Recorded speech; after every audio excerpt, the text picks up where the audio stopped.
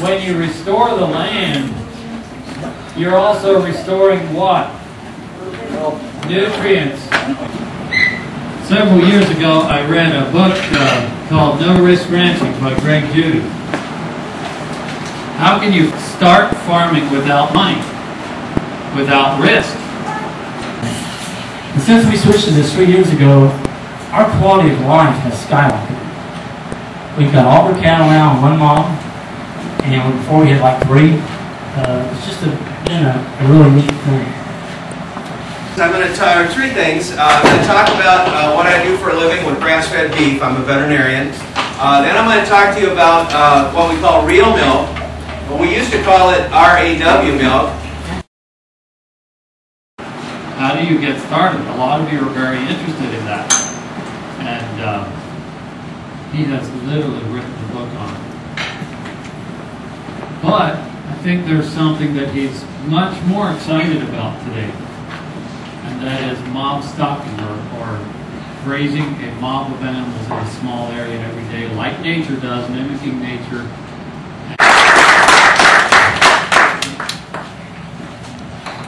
Thank you, Dennis. To give you a little background of where I came from and where we're at today, Dennis told you a little bit about that. And I came pretty close to becoming a bankrupt until I saw the writing on the wall. I started noticing all the land around me idle. Nobody doing anything with it. The hay ground, hunting ground, or whatever. And I got to thinking, well, there's one sentence I read in an article that said your sole purpose in life should not be maybe to own ground, but to control the ground. Seemed pretty simple to me. You know, let's go out here and look at some of this idle land. And so that's what I started doing. And I got my first lease in 1999. And today we've got 10 farms. They're all within a 5-mile circle of our house. And we own 3 of those farms today. Health. It all goes together. So our 1-2 punch here today is, and I hope you didn't eat too many carbs and you didn't drop off today, because the best. No, they won't. I pick on people who go to sleep when they got it. I remember I kept you for afternoon, but these are high energy speakers.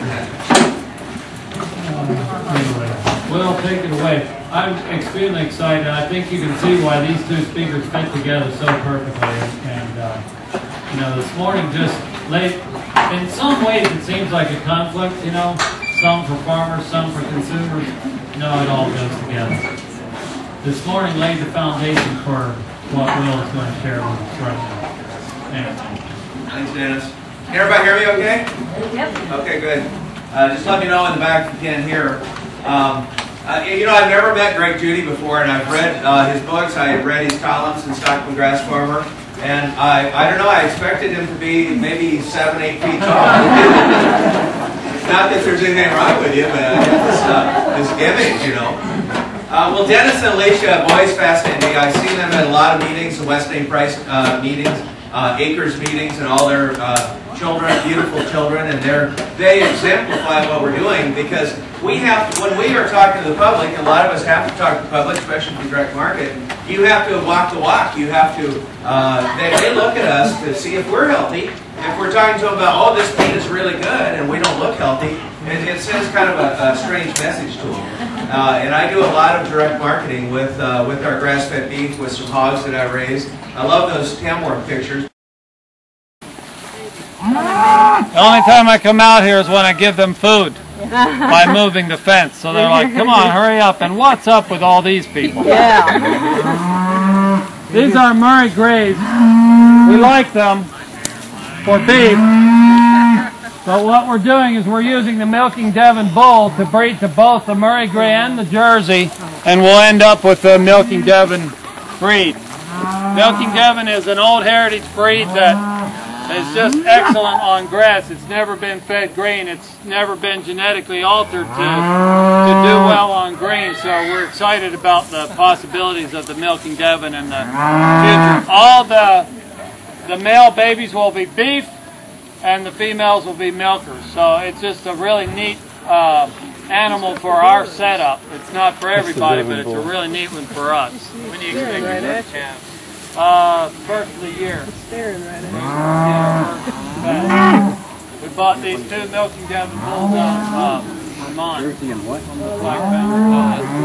Okay, so here, what we did was we brought the, we have a leader follower program going here. The milk cows get the grass first, and then this crew is a cleanup gang. Okay, remember what Greg said about the power of those dry cows? Yeah.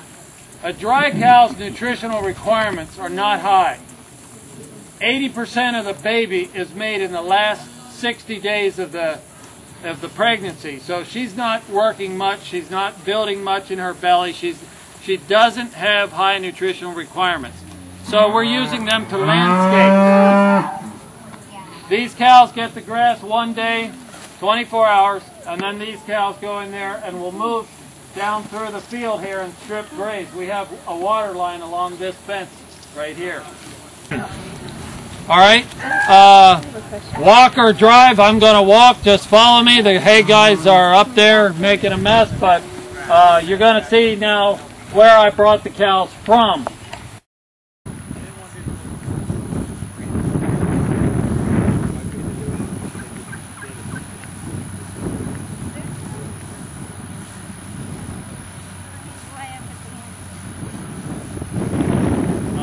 The reason I brought you here really was just to show you what we were doing. We had 4 strings here, and we were doing the leader-follower thing right up through the field here. Then the hay guys called, and I immediately moved the cows out there because the next day they came and cut hay, and we made hay out of the rest of it. So I wanted to go out there. And I'm going to either keep them out there or move them behind the milking barn right there. I'm not sure. See, we own 10 acres, and then this is a 40-acre square, all the way to the tree line, 60 acres. So do you wrap those bales? No. These will get wrapped too or not? No, they will not be wrapped. They'll be put in the barn. Okay. That other's high moisture silage? Right. That's just cut and baled 2 hours later. Okay. This is dried. This is dry hay. Okay. What is that hay? Is that Bermuda or hay or what? It's a mix that I have out here.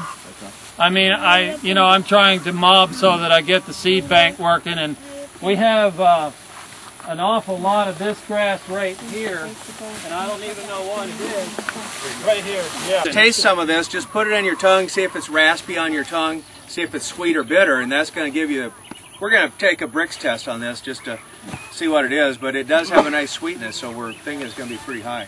They don't like the stems, but they sure pick off the leaves. The stems are the brown stuff you're standing on there.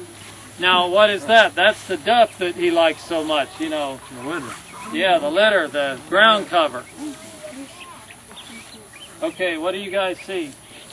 Anything, good, bad, don't be afraid of it. He sees a hay field, he doesn't like that. He already saw my tractor bush hog. Forgive me, please. No, I like what your chickens are doing. They're very productive pasture. Oh, the chickens are part of our parasite control as well. This is awesome. Yeah, look at these cow pies here that the chickens have just completely spread out for Dennis. No charge. Plus they got some good protein. Well, it used to cover maybe 8 to 9 inches. It's now covering 2 foot. What did it cost him? He's getting to sell eggs for that. Did you talk about what's in here? Well, that's the mineral lick that we try to keep you can in see front the of copper cows. sulfate in there, the blue stone. Yeah. Blue crystal. Copper is really good to get rid of parasites. And it looks like a clay base, like a montmorillonite or dolomite base. Dolomite. A dolomite. Yeah. Then a light grass brush through this. This is a bit thatchy for ryegrass. You're going to lose some sprouts trying to come up through this. And that's why I'm bush hogging, because I'll end up in the fall with too much if I don't bush hog it down at some point, and I can hardly plant in it. So if I get it now, then this will regrow and I can, with a mob, mow it down to the ground. If I don't mow it, then I have to mow it before I plant. So since I have to do it sometime and it regrows nicer, I do it now, or bit by bit in the season. So what I was doing here, I had 4 strings. And the milk cows were getting it one day, then the beef cows, and then we were flipping that string, wrapping it all the way to the tree line. There's water out there as well. And then stringing it up. And this is about the width that we had every day. So while we're standing in it. Yeah. So if you had another 100 cows, you wouldn't have to bush hog. I tell you what, it would